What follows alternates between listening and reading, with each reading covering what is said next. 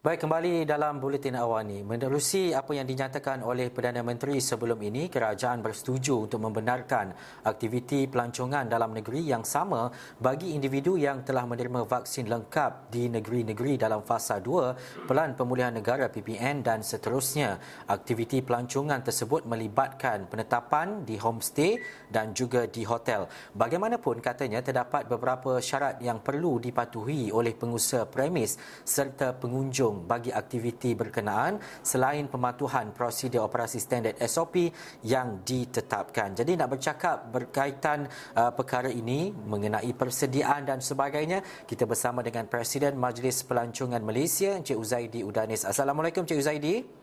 Waalaikumsalam Ihsan, apa khabar Ihsan? Baik, Alhamdulillah. Pertama sekali kita nak melihat kepada persediaan pengusaha pelancongan di Malaysia. Bagaimana penerimaan pengusaha kepada pengumuman kerajaan sebelum ini? Adakah mereka sudah bersedia memandangkan sudah agak lama perniagaan ini terhenti dan juga tertangguh? Itulah Ihsan, Majlis Pelancongan Malaysia ataupun MTC menyambut baiklah langkah kerajaan yang memberi kelonggaran sedikit kepada individu yang menerima 2 dos vaksin COVID-19 ini, khususnya untuk aktiviti pelancongan domestik. Tapi kebenaran tersebut yang merangkumi aktiviti pelancongan dalam negeri yang sama melibatkan homestay hotel ini telah yang hanya pada fasa yang kedua. Fasa kedua pemulihan negara. Ya, negeri seperti Selangor, seperti wilayah persekutuan, kita tahulah masih di fasa pertama. Dan negeri-negeri inilah adalah penyumbang utama jumlah pelancong domestik. Jadi sebagaimana kita tahu, penggiat industri pelancongan sudah lama tak aktif dalam perniagaan pelancongan yang ada yang telah bertukar pada sektor yang lain, ada yang bertukar, ada yang tutup perniagaan, ada juga yang pivot pada perniagaan lain untuk menyara kehidupan. Jadi baru-baru ini kami telah menganjurkan beberapa acara business to business networking sama penggiat industri pelancongan untuk penggiat industri pelancongan untuk memastikan siapa yang masih berniaga, siapa yang dah tutup. Dan kami telah anjurkan untuk penggiat-penggiat industri pelancongan di Selangor, di Langkawi, di Melaka dan esok kami akan anjurkan untuk Negeri Sembilan yang mana akan dirasmikan oleh Menteri Besar Negeri Sembilan. Ini adalah antara inisiatif kami untuk membuat persediaan bagi penerima pelancongan untuk fasa ketiga dan keempat. Banyak lagi inisiatif yang kami akan adakan dan saya rasa insya-Allah penggiat industri akan bersedia untuk memastikan kita menerima pelancong yang akan datang dan juga memantapkan industri pelancongan negara. Dan juga Cik Uzaidi, ini dari segi SOP. Bagaimana untuk pastikan ahli sentiasa mematuhi SOP yang ditetapkan, bagaimana gerakan yang perlu dilaksanakan, adakah sudah ada garis panduan yang diberikan kepada pengusaha-pengusaha pelancongan ini?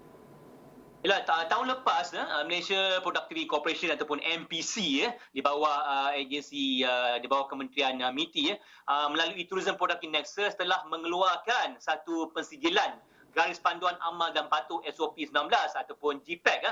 Ini memastikan penggiat industri pelancongan mematuhi segala SOP yang telah ditetapkan oleh pihak kerajaan. Ia juga memberi satu keyakinan memberi satu confidence sikit yang lebih tinggi pada pelancong-pelancong tempatan ataupun yang pelancong antarabangsa di masa akan datang untuk melawat suatu tempat. Ini kami telah anjurkan, telah sediakan dan lebih ramai lagi penggiat industri pelancongan akan menerima pensijilan ini untuk kita bersedia untuk pasaran di masa ke depan.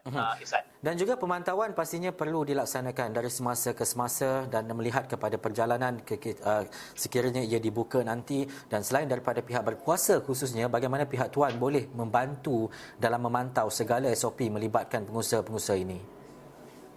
Ihsan, sebenarnya kita tahulah sebab ramai pegawai pemantau pihak berkuasa seperti polis, askar ataupun pihak rela memang tak cukup untuk memantau segala SOP, segala tempat.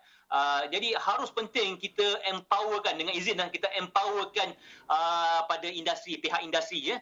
Pihak industri sebab harusnya bertanggungjawab dalam memantau pemantauan ini sebab ia memberi kesan yang besar pada industri jika terdapat kluster pelancongan.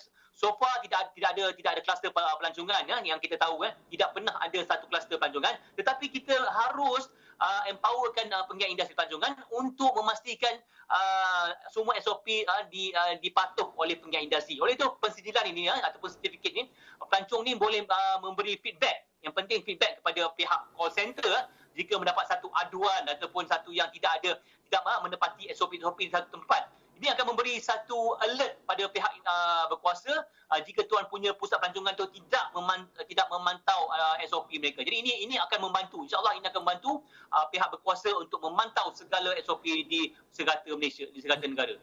Cik Uzaidi, realitinya ini akan meningkatkan pertumbuhan ekonomi setempat dan juga mungkin mereka yang terjejas dalam sektor pelancongan sebelum ini. Bagaimana keputusan kerajaan ini memberi kesan dan juga impak besar kepada pengusaha-pengusaha dan mereka mungkin yang sudah lama tidak bekerja dan tiada punca pendapatan disebabkan kehilangan pekerjaan dan sebagainya. Bagaimana ia boleh diselaraskan dan disokong kembali dalam tempoh fasa kedua nanti? Ya, sebenarnya pengiat industri pelancongan sebenarnya industri yang amat besar. Ia bukan hanya merangkumi hotel ataupun homestay ataupun hanya travel agent.